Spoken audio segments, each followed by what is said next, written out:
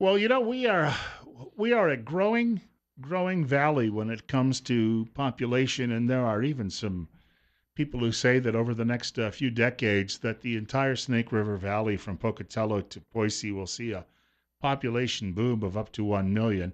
We likely won't see all of that. In fact, probably in the Magic Valley, if we double the population, Twin Falls County, that might be something impressive. Still, we're much more of a what I would call a, if not urban area yet. We're certainly growing in some aspects like urban areas with a lot of the growth that we've had, and because of that, uh, bigger communities often have bigger venues for concerts, for various sporting events, and as well as for conventions. Sporting events would include basketball tournaments and even rodeos year round. And there's been some discussion really going on quietly, I guess you could say, in the area about all of that. I do want to thank you all for joining us this morning. We're going to have a discussion about that, and this is all in the very early stages. No one should be shocked out there and think that their taxes are going to be going up or that they're going to be asked to fork over a lot of money for this at the moment. But these are informational things that are going on right now about the potential building of that new events center. First of all, I'd like to mention we have a state representative in studio with us, Clark Kaufman, and he's here because he's not campaigning today. I don't want to say you don't have to, but you don't have an opponent. Well, thanks for having me here. I don't have an opponent, but I encourage everybody to vote, and I just bought some ads on your station. So, we we thank you very much. You kept the lights on, and you brought along a guest today too, as well. yes, Scott Diverty is here, and he's been kind of the go-to guy on this event center from the beginning, from the looking at the feasibility of it, and he's got a lot of information on it, and can start the discussion. We my little introduction there was probably fairly accurate, right? I mean, the growth of the city means we're going to be seeing more interest. Now, I went to a convention in Nampa. I guess it's at the Ford Center, which is a big venue where you could put a lot of people in there. We Mhm. really don't have anything like that, and the question then becomes: would that benefit Twin Falls if we could bring these things here?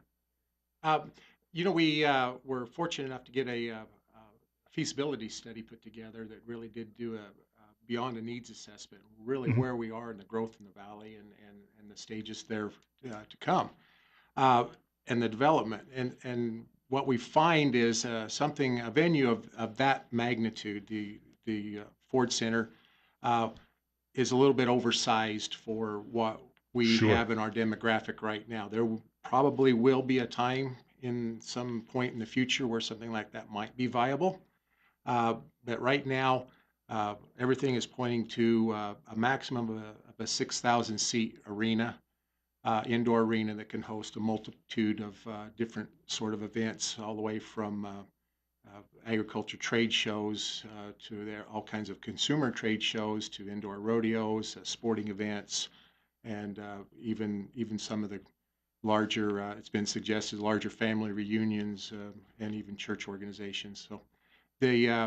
But it seems to be that they've identified 6,000 seats as about what will accommodate or what would be the proper size so this thing would generate the revenue needed to keep the doors open.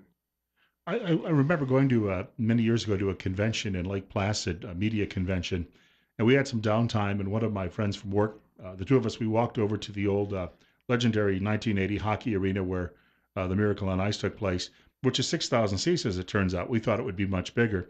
Dead of summer, so there's the activity going on was an equestrian show, Mhm. and we just grabbed some seats and watched the show for a while and watched the people practice and doing their jumping and the like. So if you build the right building, there's a lot of the word multi-use comes into all of this at some point.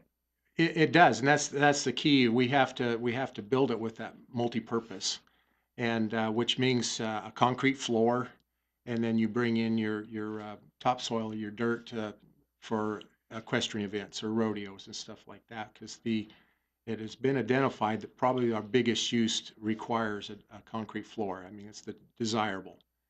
Uh, we have that's in the arena itself. Then we have an ancillary building that for certain types of shows and especially rodeos and equestrian, that there'll be a permanent dirt floor structure that's adjoining. It's kind of like the warm up area, staging area. I want to get to callers in a moment, Sure. but the one thing I wanted to point out, nobody has decided yet if even if we're going to do this, and where it would go. That's the next big question, because Correct. there's space at the fairgrounds. There's actually space going out Kimberly Road. There's space probably going out a number of different streets in Twin Falls and Pole Line Road, but nobody's come to a real decision yet on where might be the best location. We do have a bias on that, or I do particularly, and it does factor into cost. You know, when you bring in a lot of these sort of events, there's a certain amount of people that travel, and we do already have a large trailer park to accommodate that. The we want to keep the agriculture flavor, and that is kind of our base. So when you talk about rodeos, equestrian, all that, we have the barns, we already have the facilities. But the biggest thing that gives the fairgrounds the advantage is we already own the land, and so there's no cost in that. You know, just the development. You go any other place, and you start buying this land by the square foot, something like this would with just the parking space. We're looking at 25 to 30 acres just in parking, and you put the ancillary facilities around it to make it work properly. You'd probably need 80 to 100 acres in order to make everything work properly. You have the parking there too. Yes. You could also, I wonder if you could work out a deal too as well with, you've got a school sitting next door that has a beautiful facility for a stadium as well. And maybe that would be the whole part of the multi-use is you've got something for outdoor events. If you could work out something with them where you could do indoor, outdoor at that point too. There's a whole host of ideas. There's some concerns that the existing rodeo arena would be torn down. That's not at all in the plan. We'll qualify that, however, to say that those bleachers there that are now do have kind of a measured lifespan, and there's not that many years left in it. You could also, once you do this, and because there's a lot of space out there, and I'm just telling you from my own wants, I'm not necessarily proposing this for any cost, but if you build that indoor facility at some point down the road, some of us have wasted a lot of our time sitting in baseball parks. And I used to do it sometimes 25, 30 times a year. Is there a possibility that you could then even expand? You've got the parking and everything else, and then maybe, because you see this in a lot of big cities, you get off a highway, and in this day and age, they build the arena, and then there's a stadium or two next door, and everybody shares the parking. So if we ever decided we wanted to bring baseball back to Twin Falls, you could put up at least some bleachers or something like that on the same grounds. That's the first time that's been proposed, but there's I'll write you a check. there's certainly there's certainly the potential. Some of the facilities would kind of exist with the school. There is room, but we're always conscious of the parking with the ground we own right now. Now there's developmental ground, a lot of it across the road and a little bit to the south there, or north, pardon me. But there is potential to accommodate that, and that's really where we're at right now. We've established a lot of the reasons we do need it. Some of the barriers or the questions that people are asking that need to be addressed, and these comments like you're making are exactly what we need to hear. I want to point out Scott Taverdi, right? Yes. Clark Kaufman joining us in studio this morning. We're talking about a proposed new event center that would be built in Twin Falls County or here in the Magic Valley. And 736-0300 is the telephone number. If you folks would like to grab your headsets, I believe we have a caller looking to join us at the moment. It's coming up on 916, and caller, you're up next on KLIX. Yes, if you go to Boise and you were to go out to Nampa, where they have the event center, it seemed as though that the drive was discouraging, and so the semi-pro basketball league moved back to Boise, if I'm not mistaken, and then the hockey, the Boise, whatever the hell they are, they play in town, and I don't know how many seats that holds, but driving to Filer, I be honest with you, I don't want to drive to Filer, but it's just something to think about. I'll hang up. Thanks. Well, thanks for that comment, and we get that a lot. Why Filer? It's a drive, and the straight up answer is it doesn't take that long. From going from Boise out to that Ford Center, yes, I've had to do that drive. It's not fun. And you do sit in line and trying to park and everything like that. We're talking a venue that's a lot smaller, so you won't have quite the traffic issues. However, if you time yourself from Filer to the Blue Lakes and Pole Line interchange, it's only like about 7 minutes. So it's not that much of a drive. Now we have development. There's things going along on that road that could change that in the future. Those are all bigger planning issues. But for right now, for the cost benefit and the stage we're in and the growth in the Magic Valley, the cost benefit says put it in Filer. The fact that it's going to be agriculture based says put it in Filer. As growth develops, then you will start to see the viability of a convention center or some of these other venues that might have 15 to 20,000 seats. Those will need to come down in the Twin Falls area next to hotels and other accommodations. But the demographics, the study says we're not there yet. I would Part, think if I lived in Filer or I had a business in Filer downtown, I'd be looking forward to this because it brings people into the restaurants and other things like that too as well. part of the study showed too that a lot of people, especially the certain generation, they'll drive to Boise for a concert, they'll drive to Salt Lake for a concert. We just think that we can keep it in the Magic Valley would be better. And you made me feel better because I live pretty close to that interchange and I got to the fair one day last summer in 7 minutes and I did it within the speed limit too. So Yes. I'm going to squeeze a caller in here before the break. We can answer the call on the other side of the break coming up in just a few minutes. It's 9:18. Caller, we've got about a minute. Go ahead. You're on the air on KLIX. Yeah, this will be really quick. My question and concern is I've lived in towns and communities similar to this, and they get these big ideas. I'm just wondering how much of this project is need versus keeping up with the Joneses. Well, we're going to get into that in the next segment of the program too as well because we're going to talk about how you would fund something like this. And by the way, if someone out there would like to write a big check, maybe get their name on it, that would be a welcome addition too, and you could be a good corporate citizen along those lines. But we'll be talking a little bit more about that coming up in a few minutes. We've got a short break though just ahead. It's 20 minutes after 9 o'clock. It's 47. A couple of guests in studio with us, Clark Kaufman and Scott Taverdi. Bill Colley with you as well on News Radio 1310 KLIX and newsradio1310.com.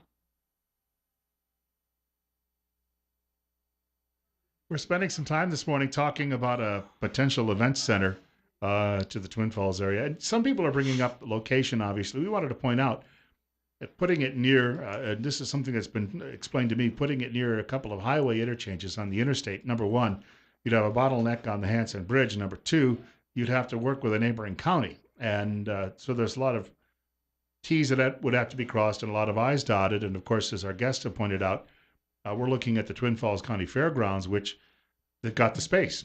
And a caller earlier brought this up just before the break, and we're going to talk a little bit about this too, because the question is, I think people are asking, all right, what's this going to cost, and what's the feasibility of it in that sense?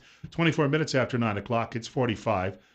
Clark Kaufman and Scott Taverdi joining us in studio. Bill Colley with you on Top Story on News Radio 1310 KLIX and newsradio1310.com. Right off the bat, we should point out that's part of the cost-saving measure is building this at the fairgrounds and going from there. Correct. That's correct. Correct. Yeah, and it's just a cost feasibility at this point. And any other location that's being suggested is probably more likely to be the venue you'd want for some like a conference center, a convention center. Putting an egg base horse, let's just say horse and livestock, in around the hospital, around the folks building the homes around over on the east side of Twin Falls might cause some contention. But those are all things, certainly we welcome any comments and suggestions because we don't want to run over the top of anybody. It's not what we're here to do. But because now the caller earlier brought up the fact is this just something that we want and keep up with the Joneses. We've conscientiously looked at that to make sure it's just something that's just not something we want to do at the fairgrounds so we can draw more people in there. but the idea that has spawned it at this point is the growth that has happened in the valley. We have some major industry that has moved into the valley, and primarily Twin Falls, and many more that are coming.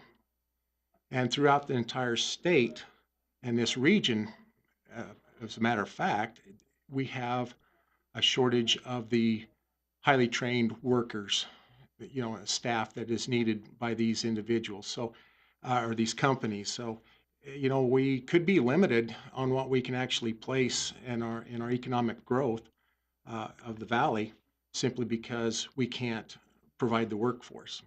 Because that workforce has a tendency to pick up and move to wherever the lifestyle that they're wanting, and then they look for jobs. That's one thing that's pointed out in some of our needs assessments in the study. Our workforce is very mobile. They go to where they want to live and the amenities there, and then find a job. Not like when I was entering the workforce, it was quite the opposite at that point.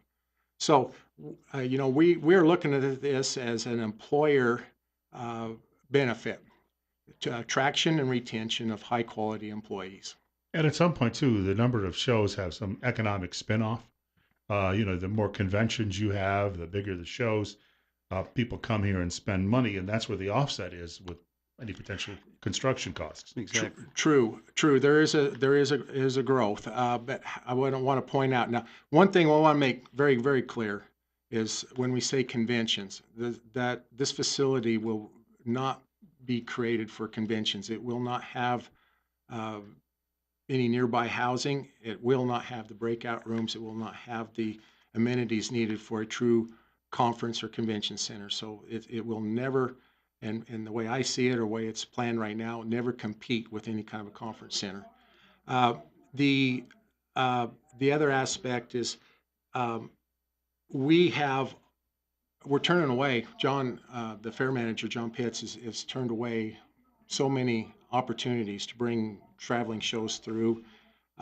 And it's, we could have the thing filled up every week. And so that becomes that addresses the need or the want. That we've identified through this study that there is a need for this type of a venue and this size of a venue. We're going to try to get a caller squeezed in here before the break, and you two can stick around, right? Yeah. So, caller, you're on the air. You've got time to offer the question or your point, and then we'll get back to it following the other side of the break. Go ahead. Yeah, this has been on the ballot 3 times, and 3 times the voters have voted this down.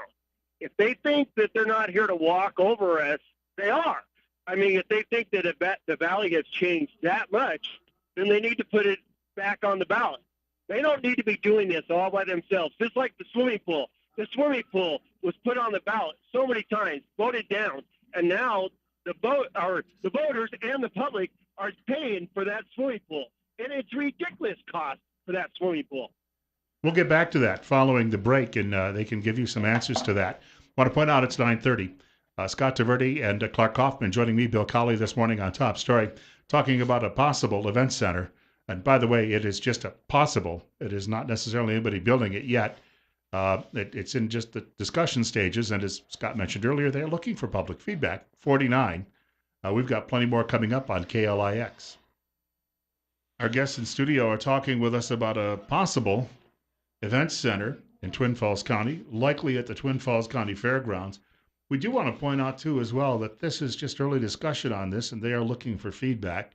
I want to mention very quickly, if I could, before we move along, though, I thank you all for tuning in this morning, but I do want to remind you, if you're having problems hearing the radio, you may need to get in touch with Dr. Christine Pickup, a doctor of audiology in Rupert. She's at Mount Harrison Audiology, and she mentions this time of year, when you're out for a walk and that sound of those crisp leaves on the ground is always a pleasing sound. But if you're missing that, and with the holiday season coming up and you're missing all of those family interactions, it might be time to give her a call. And you can find a solution to hearing loss and be ready to enjoy all the fun and the family gatherings and special moments with your loved ones. Schedule your hearing health checkup. It's 312-0957. Life is worth hearing. The number once more, 312-0957. Caller brought up a point and said this should go to a ballot measure and that he doesn't think it would succeed, and that there's some concern I know about people out there about what the cost would be. And would it ever, be worthwhile to go ahead with it? And I want to mention Scott Taverdi and Clark Kaufman are in studio with us as well. That's a very good question, and it was pointed out by the research teams that did the feasibility study and some of the design work to date. There are no examples of successful venues like this that did not have public buy-in. So when we're saying about, it will take a combination of sponsorship and public funds. So this measure will be on a ballot at some point if the discussion should move it forward to that point. That ballot measure would have to go through our county commissioners because neither the Fair Foundation nor the Fair Board have the authority to do this sort of a ballot measure. So, and as soon as it would ever show up, it would be the general election in 2018. So there'll be plenty of time. This isn't going to be run over the top of anybody. There'll be plenty of time for discussion and fact finding. But back to that point you mentioned before the break, the ancillary spin-off and stuff. The venues that are going to be drawn into this event center will basically pay the operational costs at a break even. It's not a profit generator. And the spin-off to local businesses, hotels, merchants is estimated that what we're proposing at this time, their best estimate would be in the neighborhood of $2 million or more. That, in the scope of our economy, is not a significant number to be chasing this kind of asking the people to pay for it with taxes. So it's not any of these things are not going to be profit generators. Let's just say that. Where the benefit comes in is in employment. And that's the whole thing that we have to discuss and come to bear. Right now, our local businesses and our corporations in town are cannibalizing each other and everybody they can to keep their work base, the quality type of people they need. There's so much demand going into Treasure Valley, into the Seattle region, into the Salt Lake region. We get young individuals that come into our area. Within a few years, they get a little experience under the belt.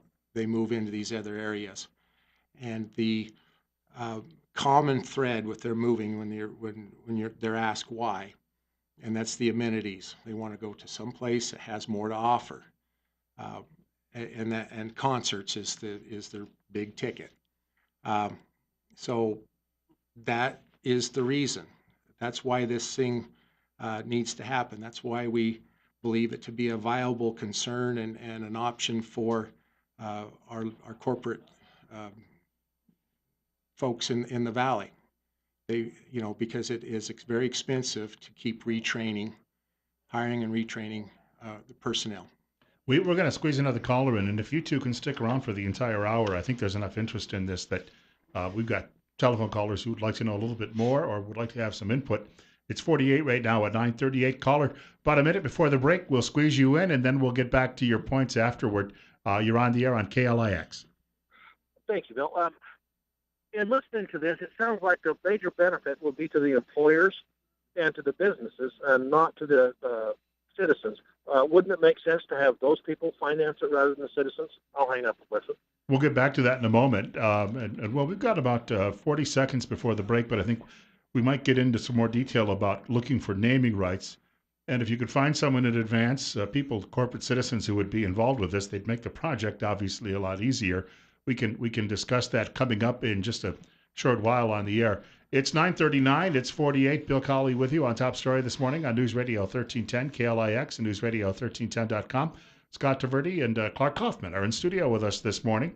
As Mr. Kaufman mentioned, he's not campaigning today because he couldn't find an opponent to campaign against. That's just fine. I would like that situation too if I were in your shoes. We've got more coming up in just a couple of minutes. Got about 15 minutes left in our program today, and of course we're talking about the possibility of building a new event center. And if you've been with us for most of the hour, just a few things.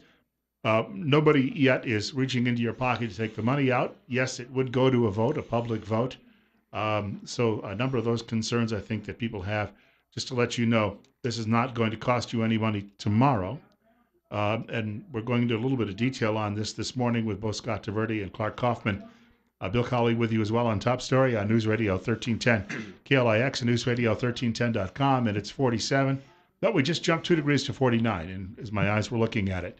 But a caller just before the break brought up a great point, and I know that you wanted to address that as well. Yes, when we're talking about taxation or getting involvement, what we're talking about is the successful venues in the country all have about a 50-50 corporate sponsorship tax base. You need support of your community to make them work, and you need and that's the buy-in, and you also need the buy-in from the corporate to do the other side. And so what that does is it really puts the average taxpayer. It's an insignificant cost. You'll probably spend more in the gas going to a concert to Boise and back and an overnight stay than you will for your annual taxes on this thing. But all those things are to be determined yet. So, but the fact is, we talk about the citizenry footing the bill on this. Your citizenry, if you get the 50% from the corporate, the bulk of the taxes paid in this valley are also corporate. They're the landowners, the Main Street business owners. Those are the folks. They pay the most taxes, and that's what we have to be conscientious of. So this has to be a fit for everybody. And I've run some estimates, put them out there for some people to look at, and for the average homeowner, they say that's an insignificant cost in their budget. So anyway, those are all things to come, and we will be after the first of the year. Our goal is to start getting out a little more public and having hearings and hopefully be invited into civic groups to field your questions and hear your concerns and mold this forward because we still have a lot of development. The next stage of this project is probably to mold the comments we hear and the desires and the wants and get the wants and the needs worked out into something that we can afford, and then get architect to actually put a design and a cost. And we'd like to point out, and I'm just listening to this and doing the math in my own head, but the average homeowner would pay about $4 a month during the course of the mortgage, because it's like taking out a mortgage on anything, right? There's a period Yes. of time. But if the population doubles in Twin Falls County in 20 years, then those people also help pick up the tab.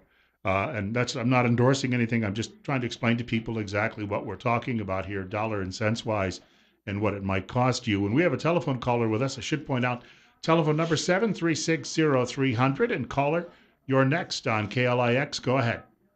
Yes, I guess the biggest question I would have on this event center is, one, we do not have the infrastructure. We do not have an airport capable of handling large influx of people maybe coming to this event center or whatever. We don't have the motel rooms to support that kind of thing. You're talking a 15-year plan to get the infrastructure up to even handle an event center. Maybe our county or city officials have a better plan on it, but I just don't see it. You can't fly in and out of Twin Falls conveniently. You got to go to Boise if you want to catch a flight. Thank you. Good comment. And my response is we did the feasibility study. That's why we have a 6,000-seat arena. That was the number they came up with when they did the demographic study of what the people that live here are moving and driving to Boise, Treasure Valley, Salt Lake to do. Those venues. It's not drawing a lot of people in. The demographic they looked at was basically Elko to Sun Valley, and from Mountain Home over to American Falls, and some into Pocatello. It's not masses of people coming in from other regions. We're talking about folks who are the attending people are are locals. They're the ones that are already moving out now and spending their money in other communities. Now, some of these shows will draw people, but they're already on the road. They're the shows that are asking for venues in this area. They're on the road traveling from a Salt Lake to Seattle, and so they're saying when they're needing a fill point and a gap. And the same with some of the rodeos and some of the entertainers. They're on the road, so I do believe we already. I mean, it's the infrastructure exists. If a Blake Shelton is playing in Salt Lake and he's got a concert 2 or 3 days down the road in Spokane, then you might be able to pick him up in the middle of all of that then in the tour. On the way through, yes. Yes, there's those potentials, but again, don't expect the big headliners to be in a 6,000 seat venue. Generally, to break even on those deals is around a 15,000 seat venue. I equate it to I said in order to get one of these big ticket people to come in, you would be looking at $300 or $400 ticket with a 6,000 seat venue, and our population just can't afford that. We have another caller with us. And caller, we want to mention you're on the air with both Scott DeVerde and Clark Kaufman. Of course, Bill Colley with you too as well on News Radio 1310 KLIX. 10 minutes away from 10 o'clock. You're up next. Yes, why can't you put the convention center in Jerome, Idaho, Cross Point? That's when you say convention center, maybe that is where a convention center needs to go. That's a different venue. We're not talking a convention center. We're talking a multi-purpose event center that quite frankly the Filer area could not support. And that also, there's been a lot of discussion here about where a convention center would go. You want that near maybe an interchange. And you also have to find a way to make two counties work together. And let's face it, you got two different sets of commissioners, and you have different parochial concerns. Who's going to run it? All of that would have to be worked out in a separate sort of agreement. Yeah. There's complications with the multi-county endeavor. Plus, the point I would really hope that people try to grasp here is that we're not talking a convention center. It's just not. Filer Fairgrounds is not the place to put a convention center. So please separate the two. This is a multi-purpose event center, and mostly ag-based too. And ag-based. We have another caller with us. And caller, we want to welcome you to KLIX. Go ahead. Good morning. How are you, gentlemen? Good. Good. Hey, I guess I just wanted to kind of chime in based on the one caller. You had said that you really didn't want to drive to Filer. I personally wouldn't mind that drive and combining the two communities together. But it does seem like, with the drive up to Boise, that seems to weed out a lot of people. And you're talking about a 6,000 seat venue. But you do, as you just stated, you need something a little bit bigger for the headliners. Doesn't it seem a little bit short-sighted if we're talking about a population growth, as you mentioned previously in the program, to limit yourself to 6,000 when you could kind of plan? I mean, if you went forward with the 6,000 seats, it seems like it wouldn't be that much more in the long run, and you'd be prepared and have the infrastructure in place, at least with the facility, to compete with like the Taco Bell Arena and so forth up in Boise, and be able to not only have the agricultural-based venues, but also be able to have the headliners when we do get that population coming in. And I do foresee that being fairly soon. Well, thank you for your comments. So well taken. The issue that we have identified, and maybe we need to readdress it a little bit more, and that's part of this process. And again, when we start having our community meetings, please come and express that again, and keep it on the table in front of us. But as I see this moving forward, when you get into the bigger venues and try to make it to where it could be expandable to meet this, then you create a lot of other issues with parking and access. The other thing I've noticed is when you start talking these bigger concert venues, bigger things, Then you start talking convention center because there's breakout rooms in and around that. There's more motel rooms in and around it, walking distance type of things that make it more feasible. I think the feasibility study didn't address those big venues because we didn't have a population base to support it. It was projected, and there's more than one out there that will project that we will, but it's probably about, you're probably right, about 15 years out. But it'd also support, that same venue would support the conference center, and the conference center, it's a different, if it's a different beast, and it operates differently, and it has to be managed differently. And so you might see it more of a private institution would do it. When it becomes feasible, you'd be looking at a hotel chain or something building that sort of a deal. I'm not sure. It may, but I'm not sure that it would ever come back and be a public-owned facility, because those historically and according to the studies have a tendency to cause a little bit of they need support from the tax base to operate. We want to mention, we've got about 2.5 minutes to go, and what I'd like to do before we wrap up, and apologies if you didn't get your call in, because the key, if you heard Scott mention this, was going to be some public meetings. Nothing is set in concrete yet, but the fact of the matter is, before this goes anywhere ahead at this point, you're going to be sitting down and opening the doors and having people come in to give you some input on all of it. Please, Absolutely. please. Yes. We don't really have we're at the baby steps of putting together a group that would be able to go out and present and listen and take comment. And we're, but that hasn't been formalized. Our talking lists, our talking points we've got a lot of information, a lot of facts, a lot of numbers. But if you have an interest, please call the fair office in Filer, the county fair, and get your name on a list. This is not an exclusive group by no means. We welcome anybody, regardless of your opinion. Please come and help us do this correctly. Sort it out. There was a time when this was known as the Southern Idaho Fair. Question, if you build this, do we become more of that regional fair again at that point? I don't want to ruffle any feathers of the rest of the state, but in conversation, that's a very distinct possibility. It's big already for a county fair. Yes. Yes. I've been to some state fairs, and this thing isn't maybe that big, but it's bigger than most county fairs I've been to. So it doesn't hurt Twin Falls County to have that influx of people coming in if you do that. No, if you're looking at our livestock and our 4-H program and what we have going on with our agricultural base, there is strong argument that our state fair should be in Filer, Idaho. And it's easy to get here.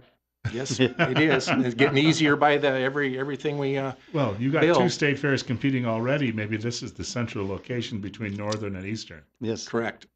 There you go. Something to dream about. And we'll have obviously more details coming in coming months. I'm not saying months down the road, but in coming months as this sort of really germinates and more public input starts to come in as well.